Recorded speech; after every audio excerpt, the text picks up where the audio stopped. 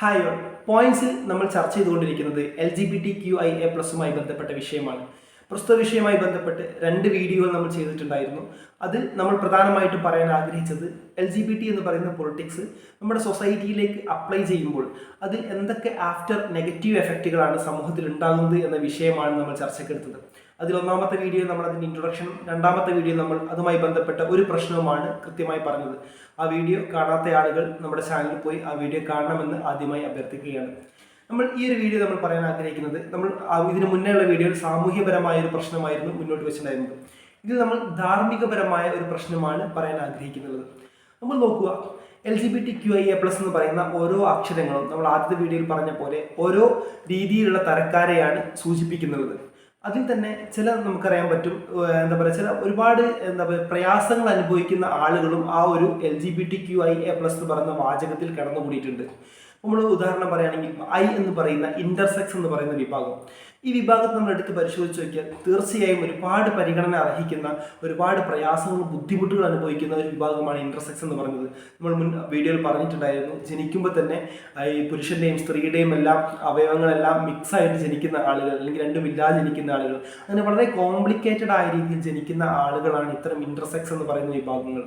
ആ വിഭാഗം തീർച്ചയായും ഒരുപാട് പരിഗണന അർഹിക്കുകയും ഒരുപാട് നമ്മൾ ആ രീതിയിൽ ട്രീറ്റ്മെൻറ്റുകളെല്ലാം എടുത്ത് ആ രീതിയിൽ സർജറികളെല്ലാം ചെയ്യേണ്ടതായ ഒരു വിഭാഗത്തിൽപ്പെട്ട ആളുകളാണ് ഇന്റർസെക്സ് എന്ന് പറയുന്ന ആളുകൾ. ഈ വിഭാഗത്തെ LGBTQI എന്ന് പറയുന്ന രീതിയിൽ എന്ന രീതിയിൽ അവരവിടെ എടുത്തു ചേർത്തിട്ടുണ്ട്.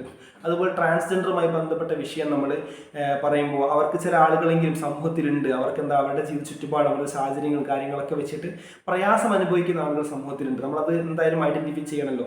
അഥവാ സ്വന്തം പുരുഷന്റെ ശരീരമാണ്, ആ ശരീരത്തിനുള്ളിൽ സ്ത്രീ കുടുങ്ങിക്കിടക്കുന്ന അവസ്ഥ, ആ സ്ത്രീ ശരീരത്തിനുള്ളിൽ താൻ സ്ത്രീയാണെന്ന് തോന്നൽ വളരെ അഗാധമായി പിടിപെട്ടിരിക്കുന്ന വിഭാഗപ്പെട്ട ആളുകളാണ് ട്രാൻസ്ജെൻഡർ എന്ന് പറയുന്നത്. നേരെ തിരിച്ചുമുട്ടോ. അപ്പോൾ ആ രീതിയിൽ പ്രയാസം അനുഭവിക്കുന്ന ആളുകളുണ്ട്. പക്ഷേ ജെൻഡർ പൊളിറ്റിക്സ് എന്ന് പറയുന്ന ആ ആശയം ഇവർക്കൊരു സൊല്യൂഷൻ മുന്നോട്ട് വെച്ചിട്ടുണ്ട്. എന്താണ് ട്രാൻസ്ജെൻഡറിന് മുന്നിൽ ജെൻഡർ പൊളിറ്റിക്സ് വെച്ച സൊല്യൂഷൻ എന്ന് ചോദിച്ചാൽ, ജെൻഡർ പൊളിറ്റിക്സ് അവരോട് പറയുക നിങ്ങൾ സർജറി ചെയ്യുക, നിങ്ങൾക്ക് സ്ത്രീ ആയിട്ടാണ് തോന്നുന്നതെങ്കിൽ നിങ്ങൾ സ്ത്രീ ആയിട്ട് ഐഡന്റിഫൈ ചെയ്യുക, നിങ്ങൾ അത് ആ രീതിയിലുള്ള വസ്ത്രങ്ങൾ ധരിക്കുക, നിങ്ങൾ സർജറി ചെയ്യുക, നിങ്ങൾ സ്ത്രീയായി മാറുക. ആ രീതിയിലാണ് ജെൻഡർ പൊളിറ്റിക്സ് അവരുടെ മുന്നിൽ വെക്കുന്ന സൊല്യൂഷൻ. പക്ഷേ ഈ സൊല്യൂഷൻ പലപ്പോഴും ഡേഞ്ചറസ് ആയി മാറുകയാണ് ചെയ്യുന്നത്. ഈ സൊല്യൂഷൻ അല്ലാത്തൊരു സൊല്യൂഷൻ സ്വീകരിക്കാനുള്ള അവകാശം പോലും ജെൻഡർ പൊളിറ്റിക്സ് അത്തരം ആളുകൾ കൊടുക്കുന്നില്ല. ചുരുക്കി പറഞ്ഞാൽ ഇതിൽ ഇരകളായി നിൽക്കുന്ന ആളുകൾ, അഥവാ ട്രാൻസ്ജെൻഡർ ആണെങ്കിലും ഇന്റർസെക്സ് അങ്ങനത്തെ ആളുകളാണെങ്കിലും ജെൻഡർ പൊളിറ്റിക്സ് ഒരു സൊല്യൂഷൻ അവർക്ക് പറഞ്ഞു കൊടുത്തിട്ടുണ്ട്. അതിനപ്പുറം ഒരു സൊല്യൂഷൻ ചിന്തിക്കാനോ അല്ലെങ്കിൽ അതിനപ്പുറം ഒരു സൊല്യൂഷൻ പ്രാവർത്തികമാക്കാനുള്ള സാധ്യത പോലും ജെൻഡർ പൊളിറ്റിക്സ് അവർക്ക് അവിടെ അവശേഷിപ്പിച്ചിട്ടില്ല എന്നുള്ളതാണ് സത്യം. അത്രത്തോളം ശക്തമാണ് ജെൻഡർ പൊളിറ്റിക്സ് എന്ന് പറയുന്ന കാര്യം. അപ്പോൾ ഈ ഒരു വിഷയം, ഞാനിപ്പോൾ പറഞ്ഞ വിഷയം ഡീറ്റെയിൽ ആയിട്ട് നമുക്ക് ഇനി വരുന്ന വീഡിയോയിൽ, ചികിത്സയുമായി ബന്ധപ്പെട്ട വീഡിയോകൾ വരുമ്പോൾ അതുമായി ബന്ധപ്പെട്ട പ്രശ്നങ്ങൾ നമുക്ക് ഹൈലൈറ്റ് ചെയ്യാവുന്നതാണ്. ഞാനിവിടെ ഇത് പറഞ്ഞു വെച്ചത് എന്തെന്ന് വെച്ചാൽ, ഈ LGBTQIA+ എന്ന് പറയുന്ന വിവിധ തരം ഓരോ അക്ഷരങ്ങൾ വിവിധ തരം ആളുകളെയാണ് സൂചിപ്പിക്കുന്നത്. അതിലുള്ള ചില വിഭാഗങ്ങളാണ് ഞാൻ ഈ പറഞ്ഞ ഇന്റർസെക്സും ട്രാൻസ്ജെൻഡറും ഒക്കെ. പക്ഷേ ഈ ഒരു ആശയം, നമ്മുടെ വിഷയം ധാർമ്മികതയുമായി ബന്ധപ്പെട്ടാണ്. ഈ ഒരു ആശയത്തിൽ ചില അക്ഷരങ്ങൾ ധാർമ്മികതയുടെ കടക്കിൽ കത്തിവെക്കുന്ന രീതിയിലുള്ള ആശയങ്ങളാണ് മുന്നോട്ട് വെക്കുന്നത് എന്നുള്ളതാണ്. നമുക്ക് നോക്കാം. നമ്മൾ ആദ്യം പറഞ്ഞ LGB എന്ന് പറയുന്ന 3 അക്ഷരങ്ങൾ നമ്മൾ എടുത്ത് നോക്കുക.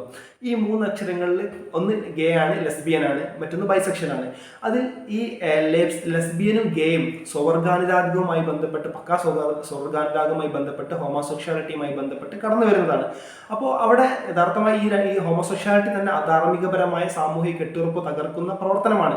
ഓക്കെ, പക്ഷെ നമുക്ക് ഇവരുടെ വാദം വെച്ച് നോക്കുമ്പോൾ ഹോമോസെക്ഷാലിറ്റി എന്ന് പറയുമ്പോൾ ഇവരെന്താ പറയുക, നമ്മൾ ഇതിന് മുന്നത്തെ വീഡിയോയിൽ പറഞ്ഞ പോലെ ലെസ്ബിയൻ ആയ ഒരാൾ അല്ലെങ്കിൽ ഗേ ആയ ഒരാൾ, അവരെ കുറിച്ചിട്ട് ഇവർ ഈ പറഞ്ഞ പൊളിറ്റിക്സ് പറയുക എന്താണ്, അവർക്ക് അതിനെ പറ്റുന്നുള്ളൂ. ഒരു വ്യക്തിക്ക്, അയാൾ ഗേ ആണ്, അയാൾക്ക് ആണുമായി മാത്രമേ, അല്ലെങ്കിൽ പുരുഷനായിട്ട് മാത്രമേ അയാൾക്ക് ലൈംഗികപരമായ താല്പര്യം തോന്നുന്നുള്ളൂ. അയാൾക്ക് മറ്റൊരു സ്ത്രീയോട് അയാൾക്ക് തോന്നുന്നില്ല. അതുകൊണ്ട് തന്നെ നിങ്ങൾക്ക് ഹെട്രോസെക്ഷാലിറ്റി ആയ ആളുകൾക്ക് സ്ത്രീക്കും പുരുഷനും തമ്മിൽ ആകർഷണം തോന്നുന്നു. ഞങ്ങൾ ഗേകളായ ആളുകൾക്ക് ഞങ്ങൾക്ക് ഒരു പുരുഷനോട് മാത്രമാണ് താല്പര്യം തോന്നുന്നത്, ഞങ്ങൾക്ക് വേറെ ആരോടും തോന്നുന്നില്ല, അതുകൊണ്ട് ഞങ്ങളെ നിങ്ങൾ പരിഗണിക്കണം, ഇതൊരു മനുഷ്യാവകാശ പ്രശ്നമാണ് എന്നെല്ലാമാണ് അവർ മുന്നോട്ട് വെക്കുന്നത്.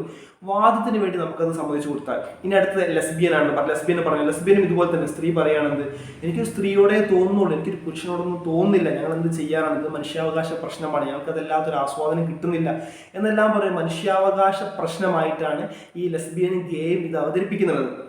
അതുകൊണ്ട് തന്നെ നമ്മൾ എന്ത് ചെയ്യുക, ആ ഒരു രീതി നമുക്കൊരു വാദത്തിന് വേണ്ടി നമുക്ക് മാറ്റി വെക്കുന്നതായിരിക്കാം. മൂന്നാമതൊരു വിഭാഗം ഉണ്ടല്ലോ, ബി എന്ന് പറയുന്ന ബൈസെക്ഷൽ എന്ന് പറയുന്ന വിഭാഗം. എന്താണ് ഇവരുടെ അടിസ്ഥാനം? ഇവരെന്താ പറയുന്നത്, ഇവർക്ക് സ്ത്രീയായിട്ടും ബന്ധപ്പെടാൻ പറ്റും, അതുപോലെ തന്നെ പുരുഷനായിട്ടും താല്പര്യം വരും. രണ്ട് വിഭാഗത്തോട്, പുരുഷനോടും താല്പര്യമുണ്ട്, സ്ത്രീയോടും താല്പര്യമുണ്ട്, നിങ്ങൾക്ക് രണ്ട് വിഭാഗത്തോടും താല്പര്യമുണ്ട്. അതുകൊണ്ട് രണ്ട് വിഭാഗവുമായിട്ട് എന്താ പറയുക, ലൈംഗികപരമായ രീതിയിൽ പ്രവർത്തിക്കാനുള്ള അവകാശം ഞങ്ങൾക്ക് വേണമെന്ന് പറയുന്ന ടീമാണ് ബൈസെക്ഷൻ എന്ന് പറയുന്ന ആൾ. എന്തിനാണ് ബൈസെക്ഷൻ എന്ന് പറയുന്ന ടീമിനെ ഇതിൻ്റെ അകത്ത് ഉൾപ്പെടുത്തിയെന്ന് നമ്മൾ എപ്പോഴെങ്കിലും ചിന്തിച്ചിട്ടുണ്ടോ? നേരത്തെ നമ്മൾ പറഞ്ഞു ഹോമോസെക്ഷാലിറ്റി, ഗെയിം, ലെസ്ബിയൻ അവർക്ക് ഞങ്ങൾക്ക് ആണിന് മാത്രമേ പറ്റുകയുള്ളൂ, അതുകൊണ്ട് ഞങ്ങൾക്ക് അതിന് അവകാശം വേണം, ഞങ്ങൾ മൗലികാവകാശമാണ്, ആ രീതിയിലാണ് അവർ സംസാരിച്ചുകൊണ്ടിരിക്കുന്നത്. അതുപോലെ ലെസ്ബിയനും അങ്ങനെ തന്നെയാണ് പറയുന്നത്. എന്നാൽ ബൈസെക്ഷൻ എന്ന് പറയുന്ന ടീമിന് രണ്ട് കൂട്ടരോടും പറ്റും, രണ്ട് കൂട്ടരോടും നമുക്ക് എന്ത് വേണം, ലൈംഗികപരമായ താല്പര്യം, അതുകൊണ്ട് അതിനുള്ള അവകാശം ഞങ്ങൾക്ക് വേണം എന്നാണ് ഇവർ പറഞ്ഞു വെക്കുന്നത്. യഥാർത്ഥം ഇവിടെ നമുക്കൊരു മൗലിക പ്രശ്നമായിട്ട് ഇത് കണക്കാക്കാൻ പറ്റും. ഒരു പുരുഷനായ ഒരു ബൈസെക്ഷന് അദ്ദേഹത്തിന് സ്ത്രീയോട് താല്പര്യം തോന്നും, അദ്ദേഹത്തിന് നല്ല കുടുംബജീവനം നയിക്കാൻ എല്ലാം പറ്റും, പക്ഷേ അയാൾക്ക് പുരുഷനോടും താല്പര്യം തോന്നും, അതുകൊണ്ട് എനിക്ക് പുരുഷനോടും കൂടെ ആ ഒരു താല്പര്യം പ്രാവർത്തികമാക്കാനുള്ള അവകാശം തരണം എന്നാണ് അതിൽ പറഞ്ഞു വെക്കുന്നത്. കൃത്യമായി ഈ LGBTQIA+ ഇടയിൽ ബി എന്ന് പറയുന്ന അക്ഷരം അഥവാ ബൈസെക്ഷൽ എന്ന് പറയുന്ന അക്ഷരം കൊണ്ടുവന്നത് തന്നെ കൃത്യമായി LGBT എന്ന് പറയുന്ന ജെൻഡർ പൊളിറ്റിക്സിന്റെ അധാർമികപരമായ വൃത്തിയിലേക്കാണ് ഇത് നയിക്കുന്നത്. ഒരു മൗലികാവകാശത്തിന് വേണ്ടിയുള്ള പ്രഖ്യാപനമല്ല, അല്ലെങ്കിൽ ആരുടെയും അവകാശം നേടിക്കൊടുക്കാനുള്ള പ്രഖ്യാപനമല്ല, മറിച്ച് കൃത്യമായ അധാർമികപരമായി ആർക്കും എന്തും ചെയ്യാൻ കഴിയുന്ന രീതിയിൽ, ആർക്കും ലൈംഗികത എന്ന് പറയുന്നത് ഒരു തുറന്ന പുസ്തകം പോലെ ആർക്കും എവിടെ വെച്ചും ആരോടും വായിക്കാൻ പറ്റുന്ന രീതിയിൽ ആകണമെന്നുള്ള ആരുടെയൊക്കെയോ തിട്ടൂരമാണ്, അല്ലെങ്കിൽ ആരുടെയൊക്കെയോ തീരുമാനമാണ് ഈ ബൈസെക്ഷൽ പൊളിറ്റിക്സ് എന്ന് പറയുന്നത്, അല്ലെങ്കിൽ LGBT പൊളിറ്റിക്സ് എന്ന് പറയുന്നത് കൃത്യമായി നമുക്ക് മനസ്സിലാക്കേണ്ടതുണ്ട്. നമ്മൾ നോക്കുക, LGBT-യുമായി ബന്ധപ്പെട്ട് ചില പഠനങ്ങൾ നമ്മൾ നോക്കിക്കഴിഞ്ഞാൽ, നമ്മുടെ സർവേ നോക്കിക്കഴിഞ്ഞാൽ, ഇപ്പോൾ അമേരിക്കയുമായി ബന്ധപ്പെട്ട LGBT-യുടെ സർവേ നമ്മൾ നോക്കുമ്പോൾ അതിലുള്ള ആളുകളുടെ സ്ട്രെങ്ത് നോക്കുമ്പോൾ നിങ്ങൾക്ക് സ്ക്രീനിൽ കാണാൻ വേണ്ടി പറ്റും. 50% മുകളിലാണ് ബൈസെക്ഷലായ ആളുകൾ. ട്രാൻസ്ജെൻഡറൊക്കെ വളരെ കുറച്ചേ ഉള്ളൂ. LGBT എന്ന് പറഞ്ഞ് അവർ അവതരിപ്പിക്കുമ്പോൾ അവർ നമ്മുടെ മുന്നിലേക്ക് ട്രാൻസ്ജെൻഡറിന്റെയും ഇന്റർസെക്സിന്റെയും എല്ലാ വിഷയങ്ങളെല്ലാം വെക്കുമ്പോൾ അതിൻ്റെ ഉള്ളിലൂടെ ഒളിച്ചു കടത്തപ്പെടുന്നത് ഈ ബൈസെക്ഷലിനെ പോലെ ആളുകളാണ്. ഏറ്റവും കൂടുതൽ ആളുകൾ ബൈസെക്ഷലാണ് അമേരിക്കയിലൊക്കെ ഉള്ളതെന്നാണ് നമുക്ക് ഈ കണക്കുകൾ കാണിച്ചിരുന്നത്. മാത്രമല്ല അതിലിപ്പോൾ ഇവിടെ കാണുന്നുള്ളത് മറ്റുള്ള രാജ്യങ്ങളുടെ എല്ലാം കണക്കുകളാണ്. ഈ ആളുകളുടെ സ്ട്രെങ്ത് ആണ് LGBT-യുമായി ബന്ധപ്പെട്ട്. ഇവിടെ ആ ബ്ലാക്കിൽ അടയാളപ്പെടുത്തിയ ഭാഗം അതൊക്കെ ബൈസെക്ഷലായ ആളുകളുടെ സ്ട്രെങ്ത് ആണ് ആ ഗ്രാഫ് കാണിക്കുന്നുള്ളത്. ഞാൻ പറഞ്ഞു വരുന്നത് LGBT എന്ന് പറഞ്ഞ ഒരു എന്താ പറയുക, ഒരു പ്രസ്ഥാനം അല്ലെങ്കിൽ ആ ഒരു പൊളിറ്റിക്സ് മുന്നോട്ട് വെക്കുകയും അതിൽ തന്നെ ഈ പറഞ്ഞ അധാർമികപരമായ ഒരു ബൈസെക്ഷനെ പോലുള്ള ആളുകൾ, ആ ആളുകളാണ് കൂടുതൽ അതിൽ ഉള്ളത് എന്നാണ്. പല രാജ്യങ്ങളും കൂടി നിൽക്കുന്നത് ബൈസെക്ഷനാണ്.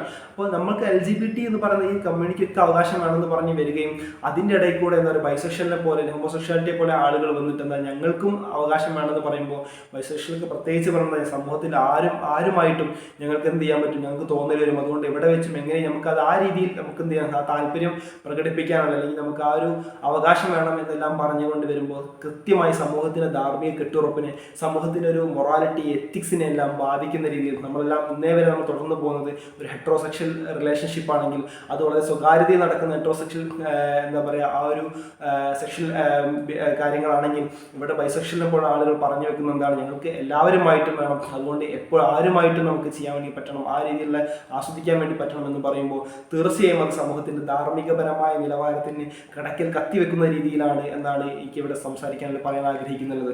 ഇപ്പോൾ LGBT-യുമായി ബന്ധപ്പെട്ട് രണ്ട് വിഷയങ്ങളാണ് നമ്മൾ സംസാരിച്ചിട്ടുള്ളത്. തുടർന്ന് ഒരുപാട് വിഷയങ്ങൾ ഇതുമായി ബന്ധപ്പെട്ട് സംസാരിക്കേണ്ടതായിട്ടുണ്ട്. നമ്മൾ ഇനി ഇവിടെ നിന്ന് അങ്ങോട്ട് ഇതിൻ്റെ കോർ പോയിന്റിലേക്ക് ഇറങ്ങുകയാണ്. നമ്മളിപ്പോൾ ജസ്റ്റ് ഒരു ആമുഖം എന്ന രീതിയിലുള്ള പ്രശ്നങ്ങളാണ് പറഞ്ഞു വെച്ചത്. ഇത് കുടുംബപരമായ പ്രശ്നങ്ങളും അതുപോലെ ഹെൽത്ത് പരമായ പ്രശ്നങ്ങളൊക്കെ നമുക്ക് ഇനി പറയാനുണ്ട്. തുടർന്ന് ഈ വീഡിയോ എല്ലാവരും നമുക്ക് മാക്സിമം ഷെയർ ചെയ്യുക, ചാനൽ സബ്സ്ക്രൈബ് ചെയ്യുക, പ്രത്യേകിച്ചും